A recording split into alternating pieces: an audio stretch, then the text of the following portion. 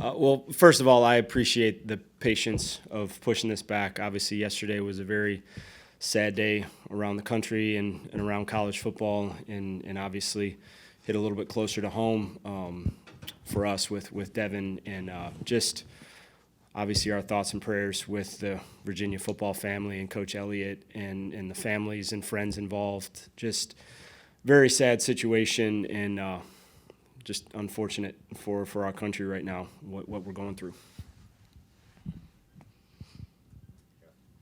Jim, this team has been through a lot, I think more than in a normal year. Are you concerned this week, given everything that's happened, about where they are here and maybe here, especially for the players who were really close to Devin when he was here? Absolutely. I mean, we've been through a lot in the last month and a half, and our guys are resilient.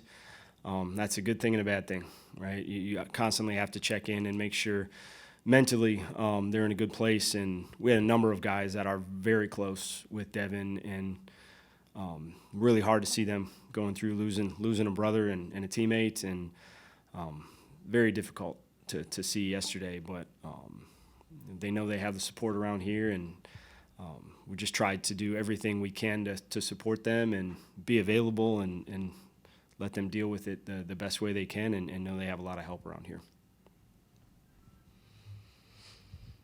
Jim, could you just kind of describe how yesterday went with, I believe you guys canceled your lifting in the morning. Just what was the rest of the day like for yourself and the team? Yeah, we had a young group that was kind of in the lift when we got the news, and we reached out, obviously knowing Devin was there, just to make sure and find out and see if he was okay. And that's when we found out that he was not, and he was involved, and just hit you straight in the heart. I mean, there's no way around it. It was tough, and kind of at that time, that older group of players was getting in the building, and I mean, in most cases, you're watching them see it and hear it for the first time, because his name had not come out at that point. We had talked to some of his family and found out the situation, so it had not been reported that he was involved. So majority of guys in that class and around that class just very close with Devin. I mean, the thing that I'll never forget about him is his smile. I mean, that kid lit up a room. He had it all the time, on the field, off the field, and to see this group hurting like they were yesterday and even today. I mean, there's a good number of them that are not even close to being over that situation, and it shouldn't be. It's hard. Try to get them to focus for a short burst of time out on that field and in the meeting room, but outside of that, they're dealing with some really heavy stuff right now. Jim, you guys have had to deal with a lot this season, both not getting the results on the field you'd like, and then obviously the off-the-field stuff that's happened this season. Can you just describe how tough the season has been, the last few months? Yeah, when you come up short and adversity hits, you learn a lot. You learn a lot about yourself. I think you learn a lot about the people around you, kind of the commitment of everyone involved. And unfortunately, it seems like we just keep getting punched, and we're going to get back up. That's all we can do as a program, as players, as men, just continue to grind through it. And that was part of my message yesterday. I don't know the answer. It's hard to understand why certain things happen. You just have to trust that there's light at the end of the tunnel, and just continue to push and stay together and support each other, and you're gonna find that reward at the end. And it doesn't seem like it's there right now at times, but we can control as much on the football field as anywhere else, and that's where we want our guys to focus. When they get into the meetings, when they get on the field, you control a lot, and outside of here, sometimes that's not the case, as we found out yesterday. So just getting them to compartmentalize once again the emotions of it, the focus. Not easy, right? Not an easy thing to ask, not an easy thing to do, but we're going to do the best that we can. Jim, this team still does have an opportunity to qualify for a bowl. How valuable do you think those extra practices could be for you, should you get the permanent role, just to spin this forward and get the team ready for next season? And also, how valuable is it for some of the young guys from what you've seen over the years? Yeah, making a bowl is a huge accomplishment. Not everyone gets that opportunity. You have to earn. It's something you have to earn. So anytime you put out a goal and reach it, right? Maybe it's not perfect. Maybe it's not exactly what you wanted at the beginning of the season, but when you accomplish that goal of becoming bowl eligible, it's a big accomplishment. There's a lot of teams that, are hoping at the beginning of the season that they get there, and it's been very common here, but you have to earn it, right? You get what you earn, and it would be huge for this team. We do have a young team, some inexperience, and every time you step on the field is an opportunity to grow and get better and get closer as a team. So those practices are very valuable for a staff, and obviously if I get named the head coach, it just provides you an opportunity where you have a little bit more time away from a game. You can kind of set the standard a little bit more and just put them in different situations to help them grow. Hopefully it comes up in the game, but really for the future as well. Jim, I know last week you answered a question about James Thompson, but with him, with Isaiah, who's been out for a bit, how has he grown more in that time frame, do you feel? And how can he also complement others on that defensive line, both in the base 3-4 scheme and then also in the nickel? Yeah, I think I just see the confidence week in and week out growing. He was a guy that didn't have a ton of experience. I think early on was kind of feeling his way through, and now you're just seeing the emotion. You're seeing the physicality just play in and play out, which is a lot of fun to watch. We knew he had the ability, and I think he's a guy that was overthinking a little bit early and now just kind of letting it go. He trusts himself. He trusts the techniques and the scheme that we're asking him to play, and I think you're just seeing a guy just get more confident week in and week out, which is always, it's what you hope, right? It's what you expect with guys that are talented and care as much as he does, but you're starting to see the results every week, and he's got a lot of energy. It's fun. I love watching him make a play because everyone feeds off of it, and he's not afraid to show some emotion. Jim, you were asked about the offensive line after the game against Iowa, I guess line and tight ends, and you said you thought Iowa did a good job pressuring. When you guys broke down the tape, were your blockers having a hard time getting square shots on a guy? Were they on edges, on angles? Was that what led to the issues a lot of times, especially in the running game? Yeah, I think so. I mean, they're one of the best in the country for a reason, right? They're a physical group, very attacking group up front, and they take that challenge week in and week out. And I do think we were playing on edges a little bit too much and not being as physical as we needed to. And they made plays. They got after us up front. And anytime you have an offensive line that's struggling run or pass game to really handle the front, and you have a quarterback that's a little bit off, you're going to go through some struggles. But you have to find ways to create plays for them. You have to find ways to put them in position to have success, and that's where we struggled a little bit in the game, just trying to find that balance. Usually thought you'd handle them a little bit better than we did up front, and kind of playing on your heels for a lot of the day.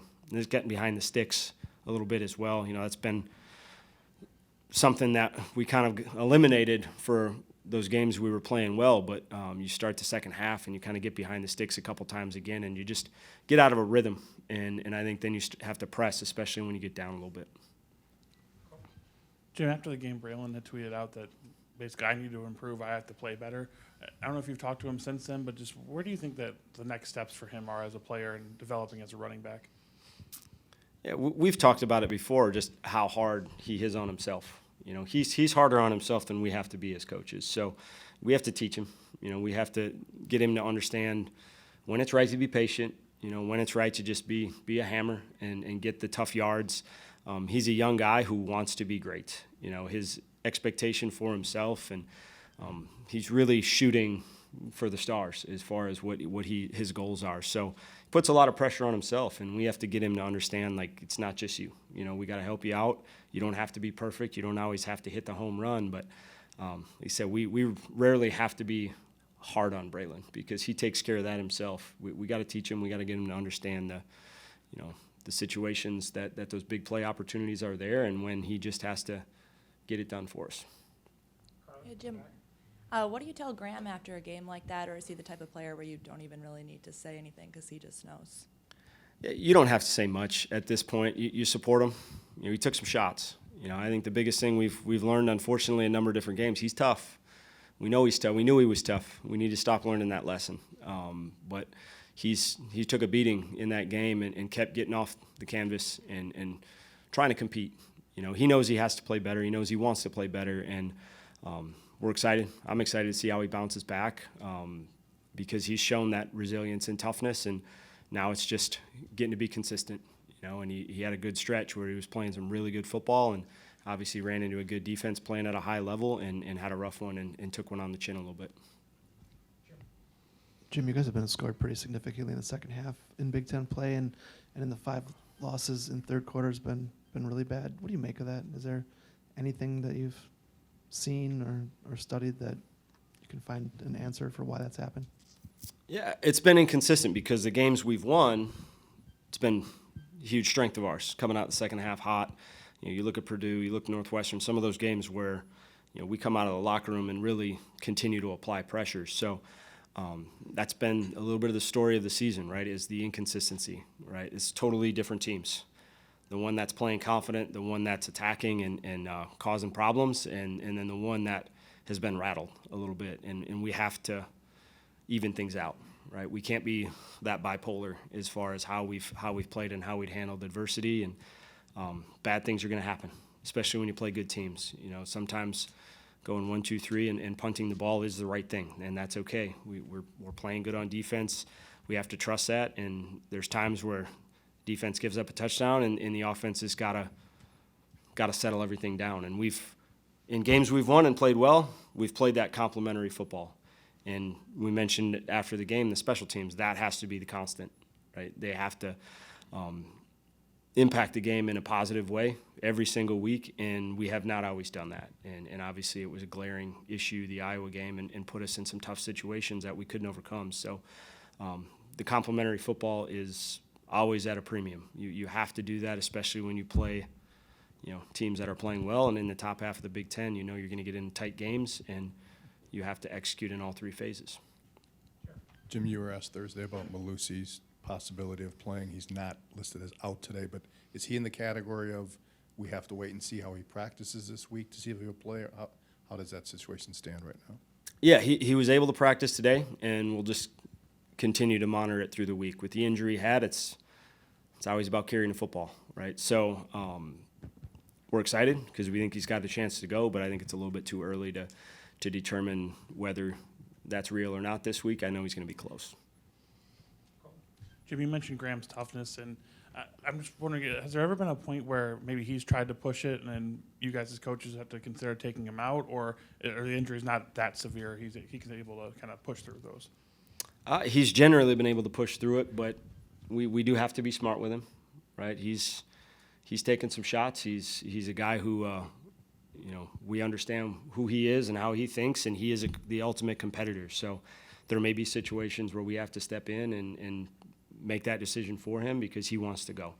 And on Saturday we thought he gave us the best opportunity to win, and I had a lot of confidence in him. Yeah, I truly think he can work through a lot of situations with his experience, and he trusts his guys around him. He's been trusting them more than in the past. So we felt like he was going to give us an opportunity to win it, and unfortunately we couldn't get it done. Jim, back to special teams for a second. Over the years, there have been times when this team has had a dedicated special teams coach. It does not right now. There's been success both ways. What's your philosophy on that, just in general? Do you say a team should have one, you don't need one? How do you handle that?